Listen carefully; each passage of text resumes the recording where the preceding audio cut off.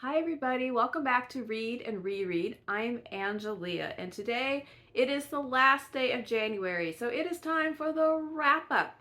I'm going to take a look back at the books that I read this month, have a few comments about them, and a very mild forecast of what's coming next. If you are new to my channel, welcome. I hope that you enjoy this video. Please like and consider subscribing, and if you have subscribed, thank you. And welcome to my new subscribers that have joined in recently. So I'm happy that you're here. My little channel is growing. Okay, so yeah, it is the last day of the month. It is cold and gloomy. It is not as bad here as it is the rest of the state of Texas. We don't have ice and sleet. It's not going to actually be below freezing, but I feel freezing, so it's as cold as I ever want to be. So I hope that you are staying warm and cozy wherever you are. On to the books. I'm going to talk about these in the order in which I actually read them, and I'll try to keep my thoughts brief because I've talked about all these before, but I'm wrapping it up, so here we go. The first one was Where Angels Fear to Tread by E.M. Forster. This was Forster's first novel that was originally published in 1920. I read it as part of the Forster Read-Along, which is a year-long read-a-thon through Forster's novels and other things, like his short stories. I think there's going to be a biography. And there's something different every month with the novels kind of interspersed with other things. So I am mainly here for the novels. And so I did read this one. I had not read this one before. And let's see, I forgot to say that I am mangling this one up. But this Forster read-along is hosted by Jen at Jen the Librarian, and there is a Discord that you can access from her channel if you want to participate, and I will link it below in the comments. And so this was the January book. I think a lot of us that participated in the Discord felt that we saw different little pieces and hints and glimmers of the strength of Forster's writing that would gain and improve in the later novels. This one was, to me, was kind of uneven, and the tone and the mood was very choppy. It would be funny, and then it was tragic, and then something funny, and it kind of stopped and started, and it spent a long time on a main character who was the least interesting person, but it had some interesting supporting characters and some really great scenes, some descriptions.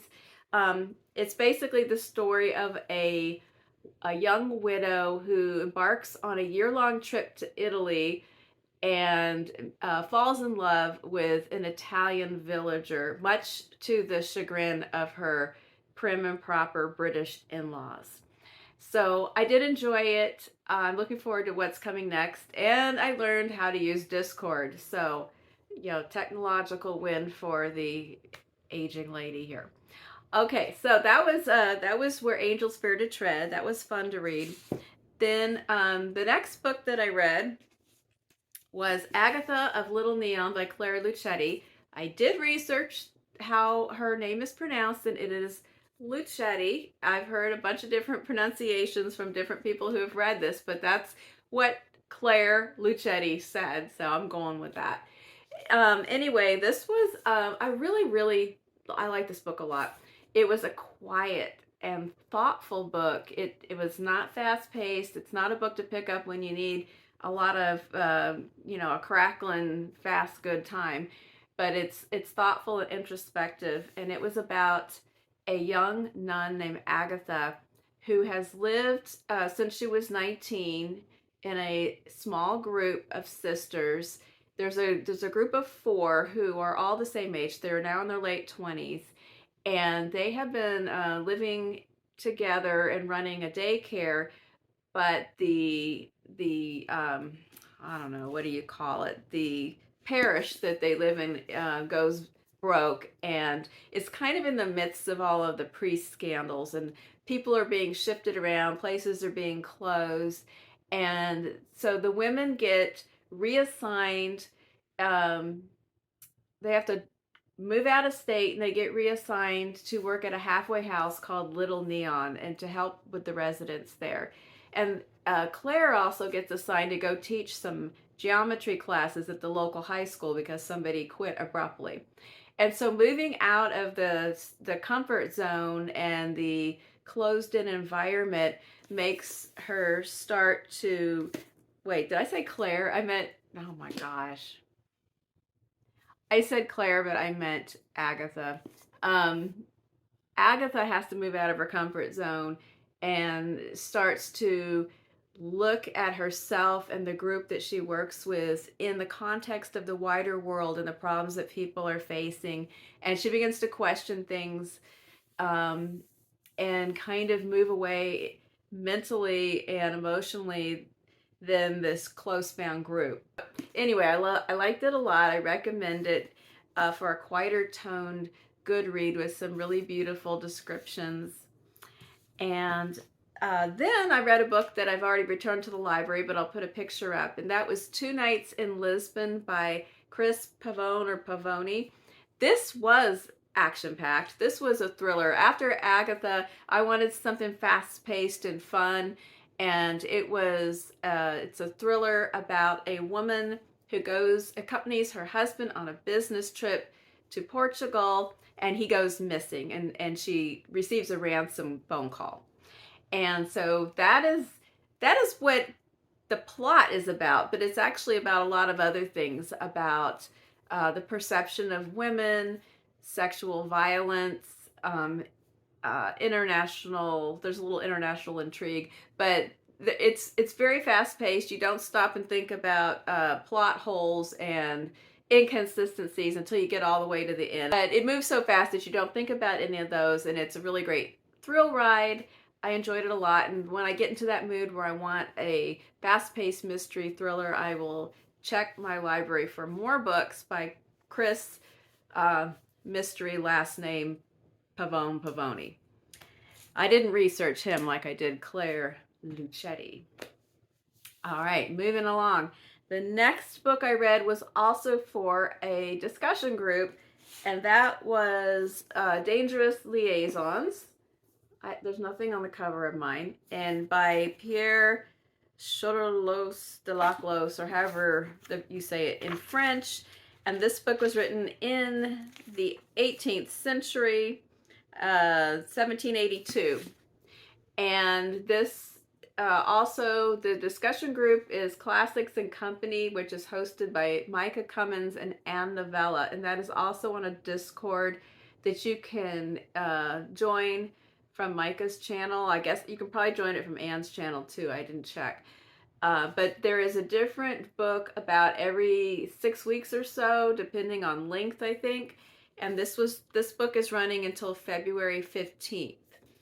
And I had read this years ago in college, but I had a good time reading it again. It is the story of two evil and dastardly French, wealthy, idle, intelligent, crafty, malicious people who set out to seduce and ruin and undermine various people, and they're just awful. So they set out some challenges. They correspond with each other, the man and the woman, and they tell each other of all their exploits, and they set up different horrible challenges for each other. But no, I can't really tell you what comes after the butt because it would be a spoiler. But let me just say that if you are going to be hideous and manipulative and evil and ruthless, and you have a friend in which you confide all of these things, you need to hold that friend close, or things could go terribly wrong. All right.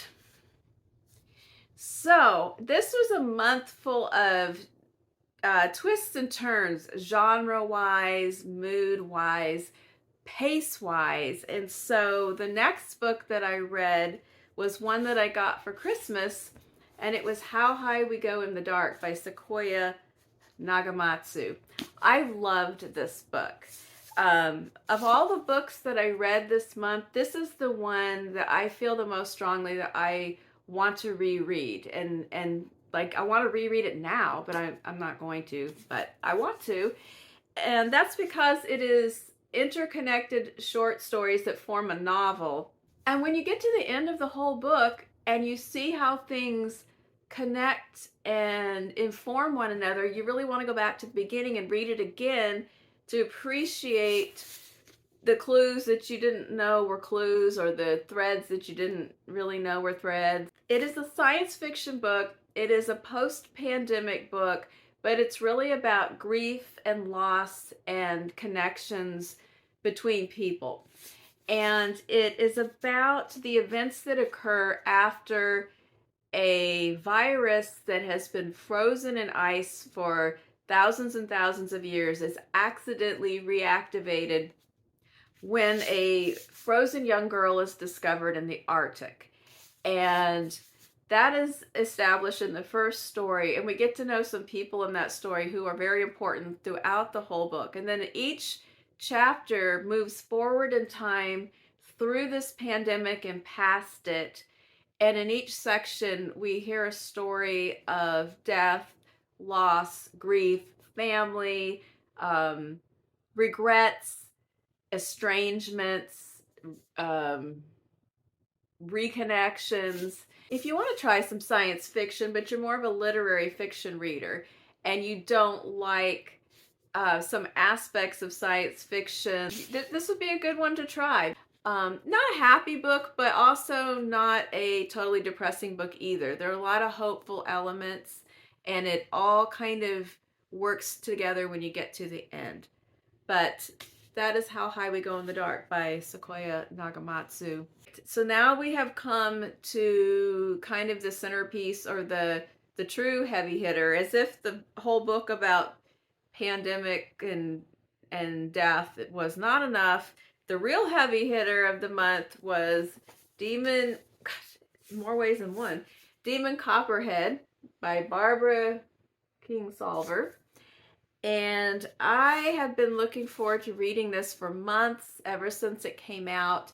I have enjoyed a lot of books by Barbara Kingsolver. I enjoyed anticipating this book and hearing other people's thoughts about it.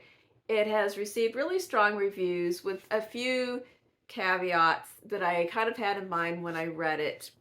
And I shared a lot of thoughts about this last week, but I really, enjoy is like not the best word for it, because it was a difficult and challenging read, but I really did love it in the end. And it is the story of Demon. His real name is Damon, but that is his nickname, and patterned on David Copperfield. But he is a young boy growing up in Appalachia in poverty, in the foster care system, in the specter of opioid abuse, in the specter of meth, and different things in his environment that cause all kinds of hardships and challenges for both him and his family and friends. And that kind of reduces it down to saying this is a book about, all of the terrible things that plague poor people in Appalachia, but it's about a lot more than that as well. And it's just the voice of Demon, and as he grows up, is just really heartbreaking, sometimes funny, often sad. Sometimes you're angry with him, frustrated, and so are the people around him that care for him. I was angry about a lot of people who let him down. I was encouraged by people who reach out and help him. And during my journey, I was worried that I was just going to be left, crumpled up and devastated over in the corner. But when I got to the end, I survived, and so did Demon, and I really enjoyed the way that the story concludes. I don't want to say more about it and spoil it, but I did really enjoy the book. And my favorite scene in that book, I didn't really mention this last time, but my favorite character in the book is Angus, and my favorite scene is when Angus and Demon fashion themselves a Christmas with very little money, and how they managed to put together a Christmas tree and some gifts and what they found for each other. I don't want to give it away because if you read the book, you'll enjoy the scene. But that was my number one favorite scene in this book. My number two favorite scene is when Demon is in school. And you know what book he read and really enjoyed?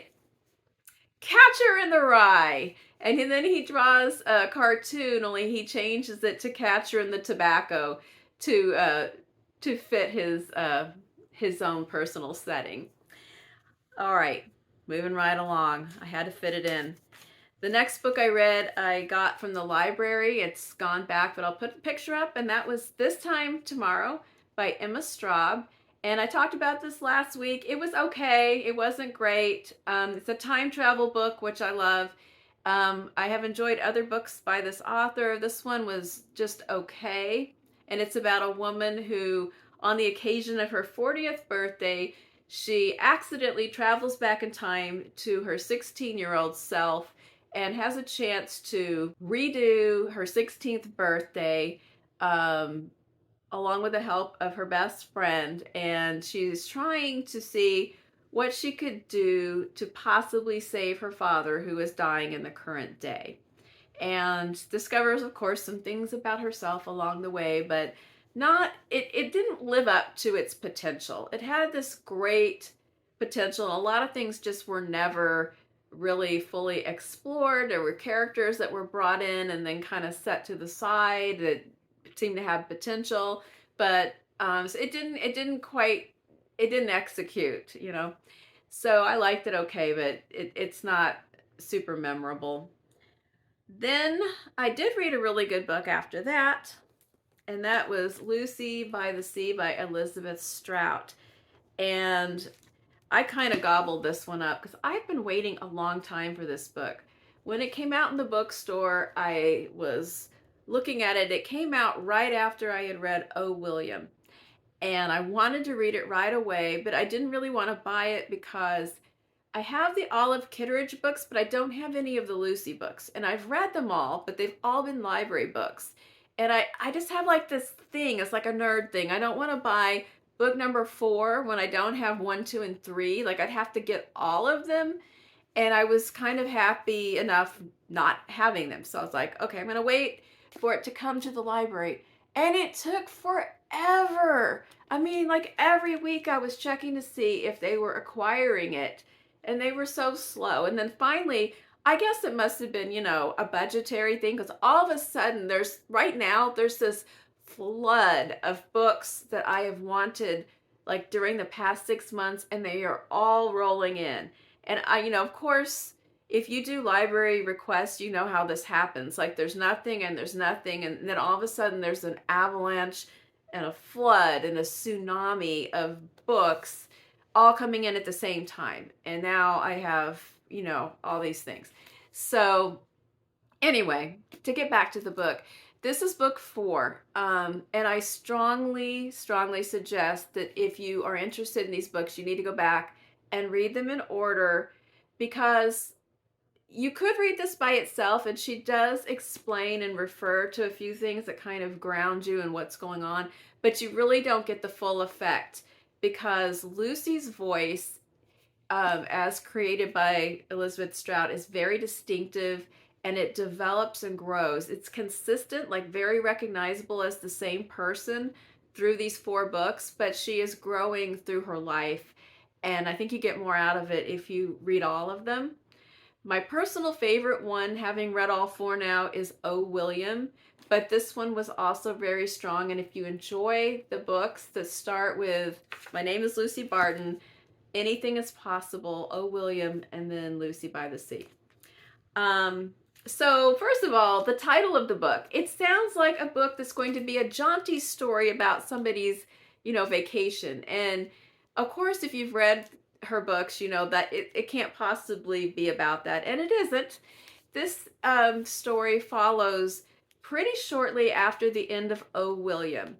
In that book, Lucy, who is like in her early 60s, goes on a road trip with her ex-husband William, who's in his early 70s. They were married for about 20 years. And then they were divorced for about 20 years. They have two grown daughters who are married. Lucy has had a marriage in between after William, and that husband, David, has recently passed away, and she is still grieving. William has had two more wives since Lucy, and he has philandered his way through all of his marriages and either leaves them or they leave him, and he kind of just he's messed them all up. But he and Lucy have a close bond, partly because of the time they have spent together, partly because of their daughters, but they have a certain closeness and an ability to understand each other.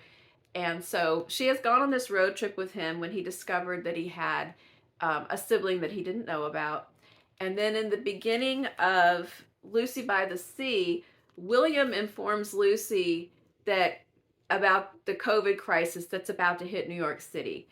And it captures that moment. And I know this had certain specific aspects if you were a person that lived in New York that were different from how I experienced it in Texas.